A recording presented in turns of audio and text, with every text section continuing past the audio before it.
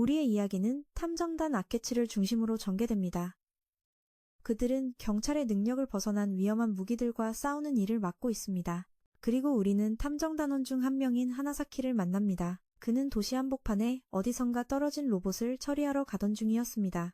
이 로봇은 노로라는 소녀가 조종하고 있었습니다. 두 사람은 지정된 장소로 향했습니다. 그러지 않으면 보스와는 작별해야 하니까요. 그 후 그녀는 단장인 아케치가 진입할 수 있도록 건물의 시스템을 해킹했습니다. 그는 한 직원의 머리에 총을 겨눴습니다. 이자가 바로 범인이자 얼굴이 12개인 위험한 범죄자였기 때문입니다. 정체가 탄로난 것을 안 씹으면상은 도주했고 자신의 가짜 얼굴 하나를 남겨두었습니다. 한편 하나사키는 전투를 하러 가는 줄 알았지만 그의 진짜 임무는 길 잃은 개를 찾는 것이었습니다. 아케치는 자신의 운전기사인 이노우에에게 12면상이 도망쳤을 만한 경로에 대해 물었습니다. 하나사키는 개를 쫓아 폐허가 된 건물에 도착했고 그곳에서 코바야시라는 거의 불사에 가까운 능력을 가진 소년을 만났습니다. 개는 그에게 달려들다 억울하게 죽고 말았습니다. 코바야시는 너무나 두려워 달아났습니다. 그는 자기 자신을 두려워해서 항상 죽으려고 하지만 번번이 실패했습니다. 그날 오후 이노우에는 노로를 통해 하나사키에게 개를 데려올 필요가 없다고 전해달라 했습니다. 그는 전화를 받지 못하고 개의 시체를 가져왔지만 조직에서는 이미 의뢰인에게 다른 개를 데려다 주었고 그는 아무것도 할 수 없다는 사실에 매우 마음 아파했습니다. 그는 코바야시를 찾아 그 건물로 돌아갔지만 코바야시는 아무도 가까이 오게 하고 싶지 않아 다시 도망쳤습니다. 코바야시는 건물에서 뛰어내렸고 그대로 추락했지만 아무렇지도 않았습니다. 하나사키도 따라 뛰어내려 갈고리줄을 쏘아 내려갔습니다. 갈고리가 빠지자 그는 구호 장비를 펼쳤습니다. 그리고 추락했습니다. 코바야시가 다시 도망치자 두 사람은 온 동네를 돌아다니며 추격전을 벌였습니다. 물에 뛰어들자 코바야시에게는 외부 보호막이 있는 것을 볼 수 있었습니다. 하지만 그가 필사적으로 도망칠수록 하나사키는 더욱 끈질기게 쫓아갔습니다. 밤이 되자 코바야시는 지쳐서야 겨우 가만히 앉았습니다. 하나사키는 그에게 물을 사주었지만 물병은 보호막 범위에 들어가자마자 바로 두 동강 났습니다. 하나사키는 이 능력이 거의 불사신이라 꽤 멋지다고 생각했지만 코바야시는 누구와도 접촉할 수 없기에 그저 죽고 싶어 했습니다. 대화를 나누던 중 하나사키는 갑자기 무언가 생각나서 물건을 둔 채로 돌아갔습니다. 그는 돕고 싶었습니다. 아까 오후에 로봇 사건을 해결하는 팀원들을 말이죠. 갑자기 로봇 제조회사가 불에 탔기 때문입니다. 하나사키는 사람을 구하러 갔고 코바야시는 물건을 돌려주러 찾아왔습니다. 하나사키는 사람을 구하다가 쇠기둥에 깔렸습니다. 코바야시가 안으로 들어가 찾자 하나사키에게 도움받은 사람이 그에게 구조를 요청했지만 그는 아무것도 할 수 없었습니다. 하지만 하나사키가 정신을 차리고 그와 함께 쇠기둥을 밀어 올렸습니다. 그리고 탈출했습니다. 그 남자는 코바야시에게 괴물이라고 욕했지만 코바야시는 그의 바람대로 죽어줄 수도 없었습니다. 하나사키는 그에게 조용히 하라고 그렇지 않으면 여기 두고 가겠다고 했습니다. 그 후 하나사키는 코바야시의 능력을 이용해 탈출구를 만들었습니다. 그는 코바야시를 탐정단에 초대하며 이 세상을 지키는 것을 도와주면 언젠가 그가 코바야시의 죽고 싶다는 소원을 이루도록 도와주겠다고 했습니다. 그가 확신하는 이유는 공장 폭발로 인해 코바야시가 상처를 입었기 때문입니다. 다가가려던 하나사키는 튕겨나갔습니다. 이노우에가 찾아와 코바야시를 위협으로 간주하고 총을 겨눴지만 갑자기 그의 힘이 더 크게 폭발하여 이노우에를 밀쳐내고 그의 총을 두 동강 냈습니다. 그동안 아케치는 나카무라에게서 보수를 받았습니다. 그녀는 미래의 유력한 위원 후보였습니다. 다음날 아침 코바야시는 다시 도망쳤습니다. 어젯밤 실수로 이노우에를 다치게 한 죄책감 때문이었습니다. 그날 아침 한 여성 고객이 아케치 탐정단에 의뢰를 하러 왔지만 아케치는 노래방에 가느라 바빠서 이노우에가 대신 의뢰를 받았습니다. 그녀는 남자친구를 미행해달라고 했습니다. 그가 쓴 협박 편지 뭉치를 발견했기 때문입니다. 그녀는 그를 미행하면서 이 편지를 받을 사람을 찾아달라고 했습니다. 그 후 하나사키는 감시 업무를 시작했습니다. 이노우에는 대상에게 수상한 점이 있는지 알아보려면 하나사키가 직접 손님인 척 물건을 사봐야 알 수 있다고 했습니다. 그는 주문을 했지만 돈을 내려는 순간 지갑이 없어진 것을 깨달았습니다. 노로는 그의 지갑에 추적 장치를 달아두었기에 지갑을 찾았습니다. 지갑을 가지고 있는 사람은 코바야시였습니다. 그는 배가 고팠습니다. 그래서 지갑을 들고 음식을 사러 갔던 것입니다. 아케치는 이야기를 듣고 코바야시가 지갑을 가지고 있다는 것을 짐작했습니다. 그는 물었습니다. 하나사키가 정말 코바야시를 돕고 싶은지 말입니다. 하나사키는 코바야시의 힘이 낭비되는 것을 원치 않아서 꼭 돕고 싶었지만 말만으로는 아무도 구할 수 없었습니다. 코바야시는 라면을 사왔지만 먹을 수가 없었습니다. 하나사키가 찾아와 그에게 탐정단에 들어오라고 했습니다. 그러면 그가 코바야시에게 밥을 먹여주고 언젠가는 그의 소원을 이뤄줄 수도 있다고 말입니다. 노로에게서 목표가 움직였다는 연락이 와서 그는 어쩔 수 없이 뒤를 쫓아야 했습니다. 코바야시는 별로 내키지 않았지만 결국 설득당해 따라 나섰습니다. 그때 아케치는 이상한 점을 발견했습니다. 협박 편지 뭉치에서 값싼 식용유 냄새가 났던 겁니다. 가게 이름이 붙은 종이를 썼을까요? 그리고 외모에 신경 쓰는 여자가 왜 값싼 기름을 쓰는 가게에서 일하는 사람과 사귀는 걸까요? 하나사키는 코바야시가 왜 굶어 죽으려 하지 않는지 궁금해했습니다. 하지만 그의 능력은 그가 단식을 하면 끔찍한 것들을 먹도록 압박할 것입니다. 두 사람은 목표가 막 들어간 곳에 도착했지만 하나사키는 경비원에게 제지당했습니다. 그래서 이노우에가 어쩔 수 없이 도우러 와야 했습니다. 그는 예전에 다리를 다쳐 지금은 걷지 못하기에 여전히 휠체어에 앉아 있었습니다. 코바야시는 음식 냄새를 맡고 다시 도망쳐 목표가 방금 음식에 약을 넣은 바로 그 방으로 갔습니다. 코바야시는 그대로 음식을 마구 집어 먹었고 심지어 주머니에 넣어 가져가기도 했습니다. 하나사키가 찾아왔을 때 그는 이미 방금 약을 탄 국물까지 마셔버린 후였습니다. 그가 약을 탔다고 대놓고 말했습니다. 이 순수한 물을 마셔보게 하고 더 널리 알려지도록 돕고 싶었을 뿐입니다. 하지만 하나사키는 이상한 점을 느꼈습니다. 아까 코바야시가 자판기를 부술 때와 비슷한 소리를 들었기 때문입니다. 그리고 이노우에가 여자친구에게 전화했을 때 그 소리가 또 들렸습니다. 그래서 그는 여자친구도 여기 있다는 것을 알았습니다. 그녀는 그에게 죄를 뒤집어 씌우려 하고 있었습니다.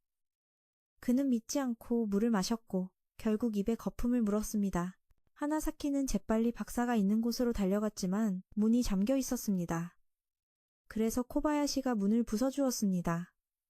하나사키는 재빨리 뒤쫓아 진범을 잡고 그녀 때문에 한 사람의 목숨이 희생되었다고 말했습니다. 남자친구는 너무 착하고 성실해서 그녀와는 전혀 어울리지 않았습니다. 그 후 하나사키는 다시 코바야시를 탐정단에 영입하려 했습니다. 그는 또다시 다쳤기 때문에 하나사키 곁에 있으면 언젠가 죽을 수 있을 거라고 생각했습니다. 밤이 되자 하나사키는 아케치를 찾아가 그에게 허락해달라고 했습니다. 코바야시를 죽게 만들 것인지 아니면 살고 싶게 만들 것인지 내기를 하겠다고 말입니다. 다음 날 아침 코바야시는 탐정단에 왔고 하나사키는 0.5m의 거리만 유지하면 괜찮다는 것을 측정했습니다. 하지만 이노우에와 노로는 둘 다 동의하지 않았고 코바야시는 삐져서 도망쳤습니다. 아케치가 와서 하마터면 공격당할 뻔했습니다. 그는 코바야시를 받아주기로 했지만 5가지 규칙을 기억해야 한다고 했습니다. 첫째, 생사는 각자의 책임이다. 둘째, 나를 선생님이라고 부르지 마라. 셋째, 감정에 휘둘리지 마라. 넷째, 명령에 불복하지 마라. 그리고 마지막으로 내가 이곳의 법이다. 그 후 의뢰인이 왔고 이 할머니는 그들에게 아들을 찾아달라고 했습니다. 그가 실종된 지 3일이 넘었기 때문입니다. 자신의 아들이 조정 선수였지만 지금은 실업자라는 사실과 남편이 아프다는 사실을 말이죠. 하지만 다행히 그녀는 선불로 지불할 돈이 있었습니다. 갑자기 코바야시가 그렇게 고통스러운데 왜 죽지 않느냐고 물었습니다. 일하러 갈 때 이노우에는 코바야시를 가입시키는 것을 더욱 반대했습니다. 그가 너무 무례하고 말주변이 없었기 때문입니다. 그들은 그 후 나카무라 경감을 만나러 갔습니다. 그녀 또한 실종된 박사를 찾아달라고 의뢰하고 싶어 했습니다. 사진을 주고 의뢰를 약속한 후 두 사람은 돌아갔고 하나사키 팀은 이제 막이를 시작했습니다. 모두 동네 주변에서 정보를 찾으러 다녔고 코바야시는 골목에 숨어 있었습니다. 차로 돌아갈 때 그는 실수로 미끄러져 차 안을 엉망으로 만들었고 이노우에게 쫓겨났습니다. 하나사키는 그를 설득하러 쫓아갔습니다. 그는 약속을 들먹이며 그를 머물게 하려고 했습니다. 두 사람은 근처에 있는 노숙자들을 발견하고 물어보려 했지만 욕을 먹고 쫓겨났습니다. 하지만 한 사람이 그들에게 정보를 주었습니다. 노숙자들을 돌봐줄 준비가 된 조직에 대한 정보였죠. 만약 그들이 체력 테스트를 통과한다면 말입니다. 노로가 조사해보니 그곳은 너무나 수상했습니다. 그들은 그 조직을 찾아가 할머니의 아들에 대한 정보를 알고 싶어 했지만 그들은 고객 정보를 비밀로 유지했기 때문에 알려줄 수 없었습니다. 세 사람은 밖으로 쫓겨났고 하나사키는 코바야시에게 문을 부수게 하려고 했습니다. 이노우에는 그 의견을 기각하고 하나사키에게 위로 올라가라고 했습니다. 코바야시도 끌어올려졌고 두 사람은 찾아 나섰습니다. 그곳은 PC방과 꽤 비슷해 보였습니다. 코바야시가 실수로 문을 부쉈고 두 사람은 안으로 들어가 물어봤지만 이 아저씨는 겁을 먹고 경비원을 불렀습니다. 그래서 두 사람은 운 좋게도 친절한 아저씨의 도움을 받았습니다. 하나사키는 겸사겸사 물어봤습니다. 그러자 실종된 지 3일밖에 안 됐다면 아직 테스트 중일 것이라는 말을 들었습니다. 그들은 계속해서 달려갔습니다. 코바야시는 왜 저 사람들이 괴로워하면서 편하게 죽지 않는지 궁금해했고 갑자기 하나사키는 아까 그 아저씨가 어딘가로 끌려가는 것을 보고 이노우에의 명령을 어기고 뒤쫓았습니다.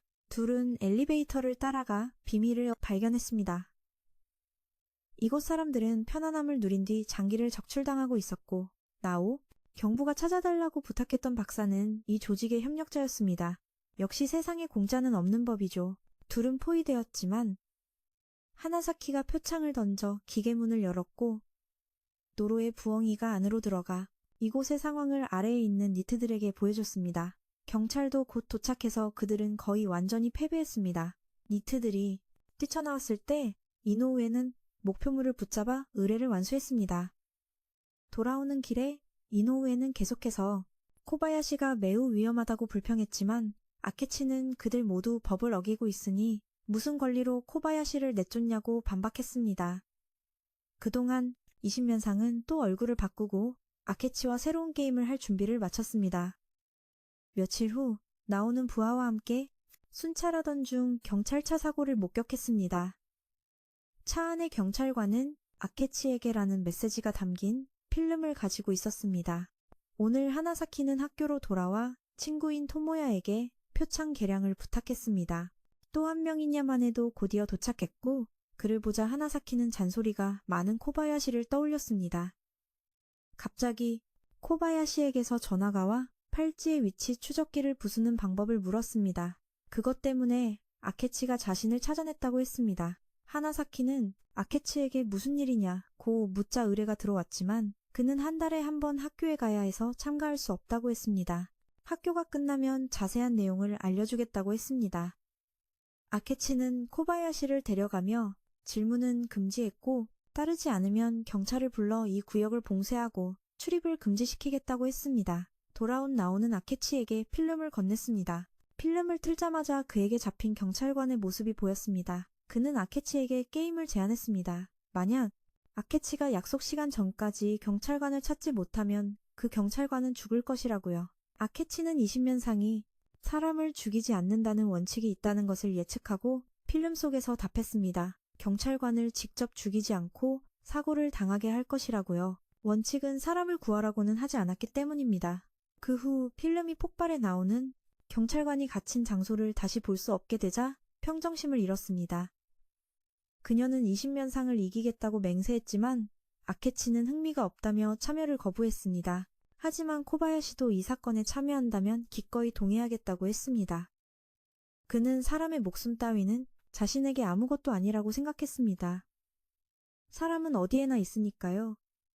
그런데도 아케치는 만약 코바야시와 이노우에가 이 사건을 잘 해결하면 코바야시가 먹고 싶은 건 뭐든지 사주겠다는 조건으로 승낙했습니다. 그 말을 듣자 그는 바로 넘어갔습니다. 하나사키는 계속 기다렸지만 집에 가려면 아직 3시간이나 남았습니다. 그동안 노로는 영상을 복구하려 했지만 거의 가망이 없었습니다. 이노우에는 경찰관의 눈이 계속 떨리는 것을 보고 눈에 문제가 있는지 궁금해했습니다. 이내 그는 그것이 모스 부호라는 것을 깨달았습니다. 메시지를 바탕으로 외부와 방수라는 단서를 찾아냈습니다. 그들은 즉시 찾으러 나섰고 아케치는 이노우에의 기억력을 매우 신뢰했습니다. 물과 불 같은 두 사람은 함께 하수도로 내려갔습니다. 이노우에는 20면상이 경찰관이 그렇게 쉽게 메시지를 보내도록 놔뒀을 리가 없다고 생각했습니다. 둘은 계속 안으로 들어갔고 코바야시는 이노우에가 인터넷에서 찾은 정보보다 이 아래 길을 더 잘 알고 있었습니다. 그는 종종 사람들을 피해 이곳에 숨었기 때문입니다. 둘은 누군가 다가오는 것을 발견했습니다. 이노우에가 투명 우산을 꺼내 숨었지만 한 남자가 무심코 담배꽁초를 코바야시 쪽으로 던지는 바람에 그의 능력이 반응하여 둘 다 들키고 말았습니다. 이노우에는 쓰러졌고 코바야시는 아무것도 하지 않았습니다. 그들은 둘을 그 방에 가두고 가버렸습니다. 이노우의 일행과 연락이 끊겼다는 소식에 돌아가려 했습니다.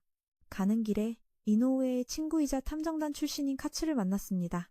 그에게 말을 걸려 했지만 카츠는 아케치의 말을 듣고 수업을 계속하라고만 했습니다. 그동안 이노우에는 깨어나 코바야시에게 문을 부수라고 했습니다. 그는 몇 번 들이받았지만 문에 금방 가서 잠시 쉬었습니다. 그는 이노우에에게 잔소리 좀 그만하라고 하며 그를 쓸모없는 놈이라고 불렀습니다. 갑자기 물이 차오르기 시작해서 그는 문을 더 빨리 부숴야만 했습니다. 아케치는 부상당한 경찰관을 찾아내고 나오가 들어오지 못하게 문을 잠갔습니다. 그는 이자가 자백하기를 원했습니다. 단서들을 바탕으로 아케치는 이자가 사고를 미리 알고 있었기에 얼굴이 이렇게 멀쩡하다는 것을 알아차렸습니다. 게다가 그렇게 심한 사고에도 불구하고 테이프를 입에 물고 있었다는 점은 그가 공범이라는 것밖에 설명이 안 됐습니다. 들키자 이자도 아케치는 절대로 20면상을 잡지 못할 것이라고 대놓고 말했습니다. 코바야시는 계속 시도했지만 아직 문을 부수지 못했습니다. 물이 이노우의 목까지 차오르는 동안 하나사키는 마침 수업이 끝나 기뻐했습니다. 하지만 이제 20면상이 제시한 마감 시간까지 1시간밖에 남지 않았습니다. 그동안 아케치는 20면상이 기계회사에 잠입했을 때 하수도 시스템의 설계도를 훔쳤다는 정보를 캐내고 하나사키에게 알기 쉽게 설명해줬습니다. 친구의 이런 모습을 볼 수 없어서 카츠는 배지를 돌려주고 떠났습니다. 하나사키와 카츠는 파이프 아래로 내려갔습니다. 하수도에서 아래에서 올라오는 코바야시를 발견했습니다. 그는 둘에게 아케치에게 이곳 지도가 가짜라고 알리라고 했습니다. 하지만 이제 시간이 없어서 하나사키에게 방법이 있었습니다. 이노우에가 막 포기하려던 참에 카츠가 도착해 해치를 열어 그를 구했는데 일부는 노로 덕분이었습니다. 이노우에가 괜찮아지자 하나사키는 친구 토모야가 만들어준 미니 드론을 노로에게 조종하게 했습니다. 그녀는 새로운 지도를 다시 그리기 시작했고 아케치와 하나사키는 이노우에의 지시에 따라 재빨리 움직였습니다. 그는 지도가 다 로딩되기를 기다리는 대신 가짜 지도와 진짜 지도를 모두 합쳐기를 안내했습니다. 둘은 성공적으로 20면상의 장소에 도착했습니다. 하지만 그는 쉽게 포기하지 않고 물을 방류하고 인질과 함께 수상 차량을 타고 도망쳤습니다. 아케치는 재빨리 뒤쫓으며 하나사키에게 갈고리를 잘 조준하라고 했습니다. 갑자기 쉬고 있던 코바야시가 길 한가운데로 굴러가 앞서가던 차가 부딪혀 폭발했습니다. 20면상과 아케치는 멈출 수밖에 없었고 하나사키는 그 틈을 타 사람을 구했습니다. 그는 처음으로 코바야시의 존재를 알게 되었고 패배를 인정하고 물러날 수밖에 없었습니다. 그들은 이후 길 잃은 나머지 경찰들을 구출하러 갔습니다. 나오에게서 돈을 받기 위해서요. 임무 완수. 병원에 있던 경찰관은 도망쳤습니다. 이노우에는 다시는 코바야시에게 쓸모없다는 말을 듣지 않기 위해 걷기 연습을 하기로 결심했습니다. 그는 지금 아케치가 사준 과자를 음미하며 자신이 이노우에를 구한 것은 순전히 이 과자 때문이라고 생각했습니다. 며칠 후 하나사키는 심심해서 코바야시와 놀러 갔습니다. 그는 코바야시가 위에서 뛰어내리길 원했지만 몇 번을 해도 결과는 같았습니다. 그는 하나사키가 자신을 죽이는데 진심이 아니라 쓸데없는 짓만 하고 있다고 생각했습니다. 갑자기 그에게 아이디어가 떠올랐습니다. 코바야시와 함께 다른 사람을 돕는 임무를 맡고 싶다는 것이었습니다. 왜냐하면 사건이 끝날 때마다 코바야시는 누군가를 구하다가 다쳤기 때문입니다. 그는 이노우에게 전화해 아케치가 거절한 임무들을 받았습니다. 첫 번째 일은 꽃병을 3D 프린팅하는 것이었습니다. 그는 노로의 집에 가서 확실하게 하기 위해 그녀에게 직접 만들어달라고 부탁했습니다. 일이 끝나자 둘은 토모야에게 손님의 음악 플레이어를 수리해달라고 부탁했습니다. 두 청년도 심심해서 코바야시에게 표창을 던지며 놀았습니다. 그 후 그는 도서관에 가서 이노우에를 좀 놀렸고 그는 다른 사람에게 의지하지 말고 스스로 하라고 했습니다. 그 후 둘은 음악 플레이어 의뢰를 해결하러 갔지만 부가 기능을 추가했다는 이유로 돈을 받지 못했습니다. 프린트한 꽃병은 집주인 아주머니에게 들켜 며느리를 호되게 꾸짖는 바람에 역시 돈을 받지 못했습니다. 풀을 뽑다가 미끄러져 남의 집 화초를 망가뜨렸고 아이를 돌보는 것도 실패했습니다. 캔을 따달라는 부탁에 코바야시는 뚜껑 전체를 날려버려 내용물까지 망가뜨렸습니다. 마지막으로 불륜 조사를 했습니다. 비가 올 것 같자 코바야시는 사는 곳에 비가 셀 거라며 불편해했습니다. 그 건물 외에는 잘 곳이 없기 때문입니다. 조사를 하던 중 둘은 목표물과 그녀의 불륜 상대를 발견했지만 코바야시가 뛰쳐나가 대놓고 물어보는 바람에 계획은 수포로 돌아가고 완전히 실패했습니다. 돌아오는 길에 둘은 비행기를 가지고 노는 아이 둘을 봤는데 그게 저쪽 공장 안으로 떨어졌습니다. 하나사키가 가지러 들어갔는데 아이가 또 조종하려다 비행기를 더 깊이 떨어뜨렸습니다. 그리고 소각로에 떨어지기 직전이었습니다. 하나사키가 다시 뛰어내렸고 코바야시는 시간이 좀 걸리는 것 같아 같이 들어가기로 했습니다. 하나사키가 거의 닿으려는 순간 밖에 있던 아이가 실수로 조종기를 건드려 비행기가 다시 날아올라 소각로로 직행했습니다. 하지만 바로 그때 코바야시가 달려들어 그것을 붙잡았고 하나사키가 그를 끌어냈습니다. 돌아오자 일행은 몰래 코바야시의 생일 파티를 준비했습니다. 그가 날짜를 정확히 기억하지 못해서 하나사키가 오늘로 정했습니다. 그는 몰래 그들에게 준비하라고 알리고 코바야시를 밖에 묶어두기 위해 한 명 한 명 찾아갔던 것입니다. 그들은 또한 코바야시가 편하게 여기 머물 수 있도록 준비를 했습니다. 그 후 그들은 즐겁게 먹고 마시며 기지에서 하룻밤을 보냈습니다. 며칠 후 모두들 아케치가 며칠 연속으로 쉬면서 아직도 오지 않아서 궁금해했습니다. 노로가 아케치를 찾으러 그의 집에 가야 했습니다. 그는 가능하다면 영원히 쉬고 싶어 했습니다. 아케치의 과거를 잠시 엿보게 된다. 죽음을 전혀 두려워하지 않았기 때문이다. 아케치는 그 점이 마음에 들어 트웬티를 자기 패거리로 데려왔고 트웬티는 아케치가 스리를 아주 좋아한다는 걸 눈치챘다. 아케치가 트웬티의 인생을 완전히 바꿔줬기에 그에게 그 스리를 느끼게 해주고 싶었다. 현재로 돌아와 하나사키는 아버지에게 불려간다. 아버지는 말썽만 피우지 않으면 원하는 건 뭐든지 하라고 한다. 일주일간 출장을 갈 테니 무슨 일이 생기면 연락하라고 한다. 아카시라는 사람에게 말이다. 그 후 하나사키는 코바야시와 놀러 내려가 방금 그 사람이 자신의 양아버지라고 말해준다. 형도 있었지만 형이 이사를 가서 자신이 집안의 장남이 되었다고 한다. 그 시각 아케치는 옛날의 죄를 떠올리고 있었다. 아직 미성년자였을 때 그는 한 사람을 쏴 죽였다. 그 사람은 바로 아케치였고 그는 그 일에 시달렸다. 결국 그는 자신의 이름을 그 남자의 이름으로 바꿨다. 멍하니 앉아있을 때 나오가 아케치를 현실로 불러냈다. 그녀는 아케치가 자신과 트웬티 사이의 일을 말해주길 원했지만 아케치는 끝까지 숨기려고 했다. 그는 자신이 사람을 죽인 적이 있으며 아버지가 2명이라고만 말했다. 그는 더는 말하지 않고 나오에게 데이트나 하러 가라고 했다. 손톱은 칠했고 머리도 했는데 음식에는 손도 대지 않았다. 나오는 아케치와 시간 낭비했다고 생각하며 돌아갔고 그는 친아버지에게 학대당했던 때를 떠올렸다. 매일같이 학대를 당했고 담뱃불에 지져진 화상 자국이 아직 남아있었다. 그 후 하나사키는 갑자기 이노우에게 불려갔다. 인터넷에 아케치가 최근 사건들을 해결하는데 경찰을 도운 의문의 협력자라는 소문이 퍼졌기 때문이다. 아케치는 다시 회상에 잠겼고 그의 두 번째 아버지가 아케치라는 이름의 탐정이었음을 알게 된다. 그 사람은 그를 지옥에서 구해내고 지금의 그로 키워줬지만 그는 자신의 손으로 글을 써 죽였다. 그리고 도망치려 했고 이름을 아케치로 바꿨고 잔인한 친아버지는 죽게 내버려뒀다. 그는 일본을 탈출해 트웬티와 즐거운 삶을 살았다. 그 당시 트웬티는 자신이 아케치가 원하는 스릴이 되겠다고 선언했다. 하지만 날이 갈수록 트웬티는 자신이 아무도 죽이지 않으면서도 아케치가 추구하는 스릴이 되어 그를 추악한 죄책감 속에 서서히 빠뜨렸다. 아케치는 과거를 접어두고 계속 일하기로 결심했지만 길을 가던 중 갑자기 텔레비전 방송이 바뀌었다. 채널이 바뀌었고 한 남자가 그들이 살고 있는 코렐 아파트 단지가 도시 개발을 위해 떠나는 것을 거부한다고 선언했다. 그들은 그것을 요구하지 않았고 일본에서 분리 독립하여 별도의 주거지역이 되기로 결정했다. 하나사키는 선언하는 사람이 자신의 형 하루라는 사실에 놀랐다.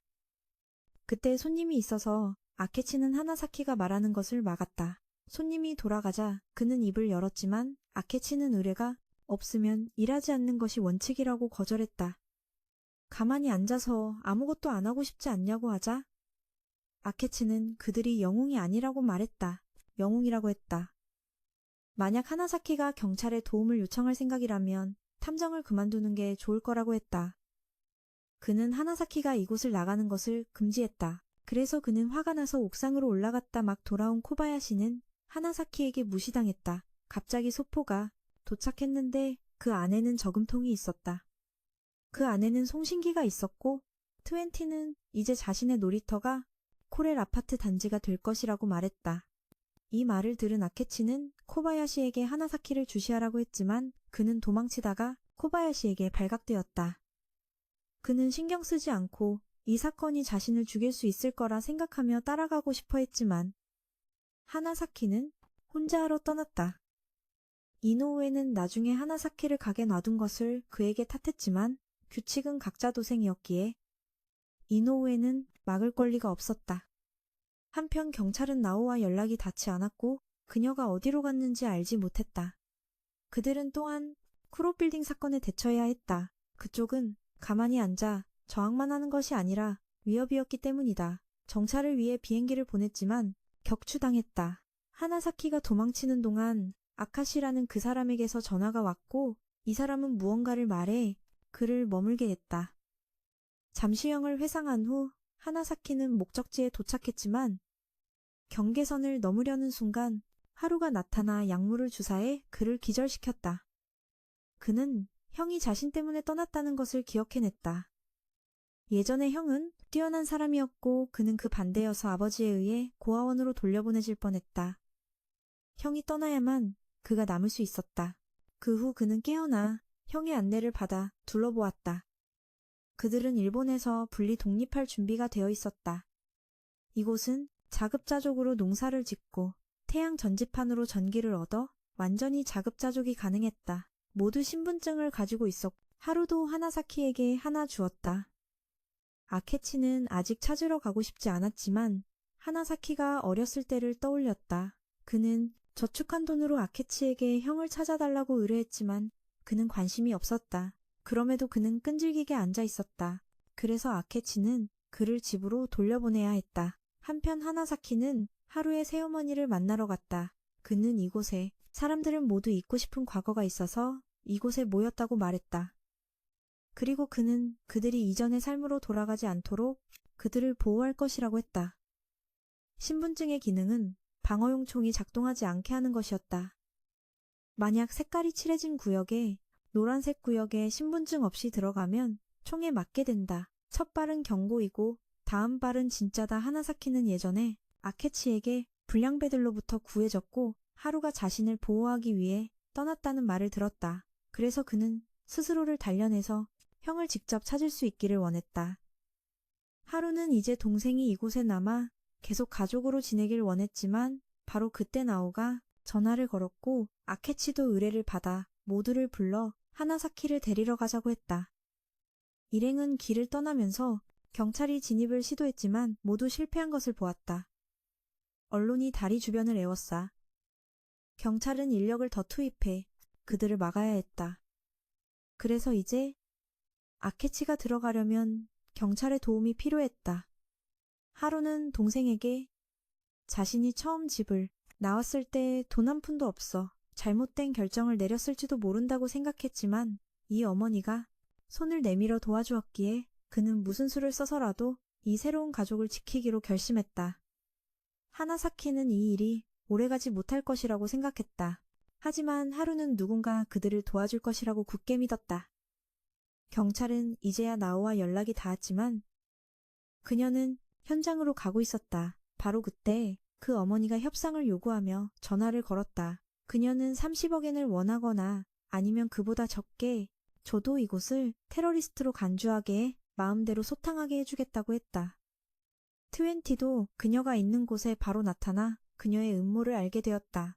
그녀의 음모는 이곳 사람들을 이용해 돈을 버는 것이었다. 한편 아케치는 지붕 위에 방어용 총들을 발견하고 전원만 차단하면 모든 것이 해결될 것이라고 생각했다. 이 일은 코바야시에게 맡겨졌다. 그가 죽을 기회를 찾고 있는 것 같았기 때문이다. 죽을 기회를 말이다. 이때 하나사키는 모든 것이 이상하게 보였지만 형은 신경 쓰지 않고 그가 아케치에게 조종당했다고 생각했다. 코바야시는 경계선 앞으로 데려다줬고 그는 아케치의 말을 듣지도 않고 그대로 들어갔다. 그는 수많은 총알 세례를 받았지만 상처 하나 입지 않았다. 하루는 큰 소리를 듣고 재빨리 병력을 배치했다. 대처하려 했지만 하나사키는 형이 왜 아케치를 아는지 알고 싶어 했다. 하루는 자신이 이곳에 온 후에 아케치가 찾아와서 하나사키가 그를 찾고 있다고 말해줬다고 했다. 하지만 할머니가 하루를 자기 아들이라고 주장해서 아케치는 그가 하나사키에게 접근하는 것을 금지했다. 그가 하루가 얼마나 비참한지 보길 원치 않았기 때문이다. 하루는 여전히 병력을 배치하려 했지만 그가 가족으로 여겼던 사람들은 이곳이 더 이상 안전하지 않다며 차례로 떠났다. 코바야시도 발전기 문제를 해결해서 이제 전 지역이 완전히 무해해졌다. 하루는 여전히 가짜 어머니를 찾으러 돌아가려 했고 그때 아케치가 나서서 그에게 그녀가 돈을 갖고 도망치려는 것을 보여줬지만 그는 하나사키가 사람들을 데려와 자신의 가족을 파괴했다고 생각했다. 그래서 총을 뽑아 그를 쐈다. 아케치가 응사하자 하나사키가 달려나가 그를 막아섰다. 이성을 잃고 방아쇠를 당기려 했다. 그 후 하나사키는 신문을 받으러 끌려갔다. 그는 풀려나자마자 아케치가 형이 어디 있는지 알면서도 말해주지 않았다고 아케치를 탓했다. 하지만 처음부터 그는 의뢰를 받지 않았기에 말할 의무가 없었다. 그는 공격하려고 달려들었다. 아케치에게 달려들었지만 그처럼 빈틈투성이인 상대에게는 손가락 하나 까딱할 필요가 없었다. 그는 감정에 휘둘리지 말라는 규칙을 상기시키고 나오에게 그를 집으로 데려가게 했다. 그는 그에게 근신 처분을 내리고 한동안 본부에 오거나 탐정 일을 하는 것을 금지했다. 그도 더 이상 아케치를 위해 일하고 싶지 않았다. 온 가족이 더 이상 하루와 엮이지 말라고 명령했다고 말했다. 그가 반항하려 하자 집사는 며칠만 조용히 지내달라고 애원했다. 이 사건이 잠잠해질 때까지 말이다. 하나사키가 집에 혼자 있는 동안 아케치와 코바야시는 계속해서 여러 가지 다른 일을 했다. 아무리 많은 일을 해도 코바야시는 아직 죽지 않아서 약간 낙담했다. 하나사키가 기지로 찾아갔을 때 나오가 코바야시 덕분에 도움이 되었다고 고맙다는 내용이었다. 그가 화를 내며 돌아가려 할 때 코바야시 일행이 돌아왔다. 그는 하나사키에게 같이 먹자고 케이크를 건넸지만 그는 코바야시가 쓸모있다는 칭찬을 받고 우쭐해야 한다고 생각했다. 그는 코바야시를 괴물이라고 부르며 조롱하기 시작했다. 하지만 아케치는 그가 그저 상처받은 사람이 다른 사람에게 상처를 주는 것뿐이라고 말했다. 너무 화가 난 그는 다시 도망쳤다. 라시는 방금 그 말에 아무렇지 않은 채 밤중에 달려가다가 갑자기 시비를 만났다.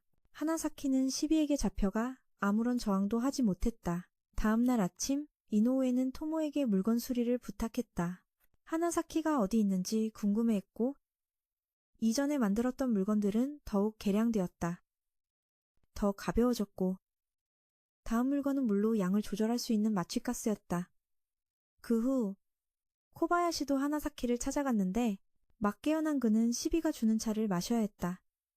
시비는 그에게 하루의 사진을 보여줬는데 나오는 급소를 피해서 아직 괜찮다고 했다. 하나사키는 시비가 자기 형을 부추겼다며 탓했지만 시비는 그저 형을 도왔을 뿐 해치지 않았다고 말했다. 하지만 하나사키는 그게 나쁜 짓이라고 생각했고, 시비는 하나사키에게 그가 저지른 일들을 보여주었다. 그는 장기 밀매 조직을 무너뜨려 희귀병에 걸린 수백 명의 아이들을 죽게 만들었다. 그놈들을 희생시키는 것과 창창한 미래가 있는 아이들 중 어느 쪽이 가치 있냐는 것이었다. 시비는 하나사키도 나쁜 놈이라고 했지만 그는 듣고 싶어 하지 않았다. 그때 아케치 일행은 버려진 호텔에서 새로운 임무를 받고 있었다. 시비는 그의 아버지가 인터뷰하는 장면을 방송했다. 그는 아버지가 자신에 대해 뭐라고 말하는지 듣길 바랐다. 아케치와 코바야시는 의뢰인의 말에 따라 안으로 들어갔다. 철거하러 온 사람들이 모두 사고를 당해 이곳에 귀신이 있다는 것이었다. 하지만 코바야시 덕분에 어떤 귀신도 그들에게 영향을 주지 못했다. 하나사키는 아버지가 한 말을 들었다. 아버지는 그가 바빠서 자신에게 신경 쓸 시간이 없다고 말했다. 시비는 어른들은 다 거짓말쟁이라며 하나사키는 그저 관심과 칭찬을 받고 싶어 할 뿐이라고 했다. 그때 아케치는 결심했다. 둘 다 보호해야 하는 수고를 덜기 위해 코바야시가 혼자 탐색하게 했다. 사고는 계속해서 닥쳐왔지만 그는 전혀 다치지 않았다. 한편 시비는 하나사키에게 아케치가 이 총으로 남긴 흉터를 보여줬다. 그리고 그는 아케치가 그저 재미를 찾고 있을 뿐이며 코바야시에게서 재미를 찾으면 너는 버려질 거라고 말했다. 너는 아케치의 과거에 대해 아무것도 모르기 때문이다. 자신은 아케치의 관심을 끌기 위해서라면 무엇이든 희생할 각오가 되어 있다고 했다. 그는 누구에게도 자신을 위해 일해달라 하지 않고 하나사키가 무엇을 바라는지 알고 싶어 했다. 그동안 코바야시는 귀신 행세를 하던 범인을 찾아냈다. 그를 건물 밖으로 쫓아냈다. 알고 보니 그들은 임무를 의뢰했던 모녀였다.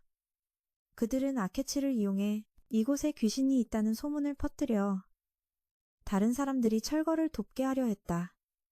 철거 비용이 매우 비쌌기 때문이다. 하지만 그녀는 더는 걱정할 필요가 없었다. 총 한 자루를 주며 스스로 무엇을 원하는지 결정하라고 했다. 그가 들고 일어나지 않으면 영원히 아케치의 장난감일 뿐이라고 했다. 지금처럼 침착하지 못한 하나사키는 시비가 몇 마디만 부추겨도 스스로 일어섰다. 그리고는 아케치의 사진에 총을 난사했다. 시비는 마지막으로 그가 뭘 원하는지 묻고는 자신에게 총을 겨눴다. 하지만 하나사키는 아케치가 아니었기에 총을 쏘지 않았다. 코바야시는 잔해 더미에서 나와 아케치 일행과 함께 돌아갔다. 하지만 기지에 도착하자마자 TV에서 하나사키가 꼭두각시가 되는 장면이 나왔다. 그의 아버지도 똑같은 것을 받았고 시비는 아케치에게 자신을 찾아오지 않으면 하나사키를 완전히 타락시키겠다고 유인했다. 방금 일어난 모든 일은 그가 연기한 것이었다. 그는 시비를 따라 비행기에서 뛰어내렸다. 그동안 아케치도 혼자 가기로 했다. 너무 위험해서 아무도 따라오지 못하게 했고 그는 어느 정도 위치를 짐작하고 있었다. 시비의 위치를 말이다. 코바야시는 신경 끄고 잠이나 자려 했고 하나사키는 낙하산이 있는 시비에게 매달려 함께 착지했다. 그의 아버지가 운영하는 쇼핑센터 위였다. 그때 노로는 카츠에게 전화해 도움을 요청했다. 그녀가 보낸 데이터를 읽어보라고 했다. 이노우에는 규칙대로 자기 목숨은 자기가 지키는 거라며 모두와 함께 아케치를 따라가기로 지키는 것이니 이노우에는 토모에게 전화해 장비를 마저 만들어달라 부탁했다. 하나사키와 시비는 안으로 들어갔고 시비는 전화했다. 하나사키의 아버지에게 명령에 따라 보안실 문을 열라고 했다.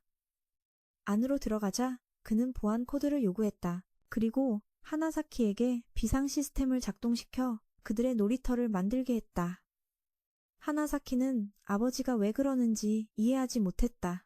이노우에 일행은 함께 뒤를 쫓았다. 시비는 하나사키가 봐주고 있어서 영원히 놀림감일 뿐이라고 말했다. 하나사키는 진지하게 수동 조종 모드로 전환하고 아케치에게 한 방 먹였다. 그는 재빨리 문제를 알아차리고 재빨리 물러났다. 그는 팔에 총알 한 발을 스쳤고 패배를 인정했다. 하나사키가 조종하고 있다는 걸 알아챘기 때문이다. 자신이 직접 그를 훈련시켰기 때문이다. 하나사키는 어쩔 수 없이 모습을 드러냈고 아케치는 자신이 졌다고 인정했다. 자신을 이기고 싶어하는 그가 너무 쉽게 잡힌 게 의심스러웠다. 그는 하나사키의 미사일을 보안실로 유도했다. 그리고 그 위로 뛰어올랐다. 그는 하나사키가 성격이 급해 주변 상황을 파악하지 못하고 항상 되는 대로 행동한다고 했다. 생각 없이 저지르고 후회하지만 그는 용서하고 돌려보내기로 했다. 잔소리는 나중이었다. 하지만 시비는 두 사람을 보내주지 않았다. 그는 하나사키에게 총을 겨누고 구석으로 걷어찬 뒤 바로 옆에 총을 쏴 아케치가 총을 겨누게 했다. 그는 아케치에게 총을 내리라고 했다. 네 아버지와 아케치를 말이다. 그들은 널 사랑해서 목숨 걸고 구하러 왔는데 네가 그걸 짓밟았다고 했다. 그가 무력해져 있을 때 코바야시가 찾아왔다. 그는 그냥 벽을 부수고 들어왔고 하나사키의 얼굴을 보고도 별로 놀라지 않았다. 그는 그대로 지나쳐 뒤에 누가 따라오는지 신경 쓰지 않고 로봇 무리를 통과했다. 로봇들은 닿기만 해도 산산조각이 났다. 총알이나 미사일을 아무리 쏴도 소용없었다. 하나사키가 마음대로 움직이자 시비에게 걷어차여 제자리로 돌아왔다. 모든 배우들이 그가 필요로 하는 배우들이 모두 모였기 때문이다. 노로는 아무리 애써도 침입하거나 다시 연결할 수 없었다. 토모는 돌아가며 그녀에게 조언했다. 헛수고하지 말라고 했다. 나오에게 무슨 일이 일어났는지 알렸다. 코바야시는 더 깊이 들어갔지만 아무런 반응 소리도 듣지 못했다. 그래서 하나사키가 자신을 무시하고 있다고 생각했다. 한편 이노우에와 카츠는 로봇의 시야를 가리기 위해 돌진했다. 카츠는 접근과 공격을 맡았다. 이노우에는 휠체어를 탔지만 전문 레이서처럼 돌진에 유일하게 할 수 있는 말은 불구지만 쓸모없진 않다는 것이었다. 그들은 인질이 도망칠 시간을 충분히 벌었다. 한편 코바야시도 그곳에 도착했다. 그는 하나사키가 계속 변덕을 부리고 재미없는 놈처럼 굴 거면 차라리 죽어버리라고 말했다. 시비는 하나사키 몸을 스치게 총을 쏘고 코바야시가 누굴 선택할지 보려고 아케치 쪽으로도 한 발 쐈다. 이노우에와 카츠는 포위당해서 곧 위험해질 상황이었다. 시비는 그가 아무도 구하지 못하는 약골일 뿐이라고 했지만 그는 이해하려 하지 않고 하나사키가 뭘 원하는지만 물었다. 그가 침묵하자 시비는 로봇에게 발사 준비를 시켰다. 하지만 로봇들은 갑자기 춤을 췄다. 노로가 전부 해킹했기 때문이었다. 1등 공신은 토모였는데 그가 막힌 신호를 뚫어줬기 때문이다. 그 후 그녀는 로봇들을 자폭시키기만 하면 됐다. 아케치도 그 틈을 타 시비의 총을 걷어찼다. 이 사건은 끝났다고 했지만 신호가 다시 한번 막히고 모든 인질이 그들에게 대항하기 시작했다. 시비가 처음부터 그들을 조종하고 있었던 것이다. 시비는 아케치에게 이 모든 걸 해결할 기회를 줬다. 그건 바로 하나사키를 처리하는 것이었다. 그는 더 이상 예전의 하나사키가 아니기 때문이었다. 시비는 아케치가 낸 총상을 보여주며 자신이 하나사키에게 무슨 짓을 했는지 맞춰보라고 했다. 갑자기 하나사키가 시비 앞을 막아서며 자신은 정말 죽어야 한다고 말했다. 시비는 그의 아버지 사진을 비췄다. 그리고 아버지가 하루의 새어머니에게 하루를 잘 돌봐달라며 돈을 보냈다고 알려줬다. 그 이유는 간단했다. 그는 두 아이를 매우 사랑했기 때문이다. 하나사키의 죄책감은 더욱 커져 눈물을 멈출 수 없었다. 그는 아케치에게 자신을 죽여달라고 했지만 코바야시는 그건 자기 소원이라며 하나사키는 그걸 빼앗을 권리가 없다고 했다. 코바야시가 아케치에게 뭘 해야 하냐고 물었지만 대답이 없었다. 그리고 자기 목에 댔다. 아케치가 달려가려 했지만 시비에게 걷어차였다.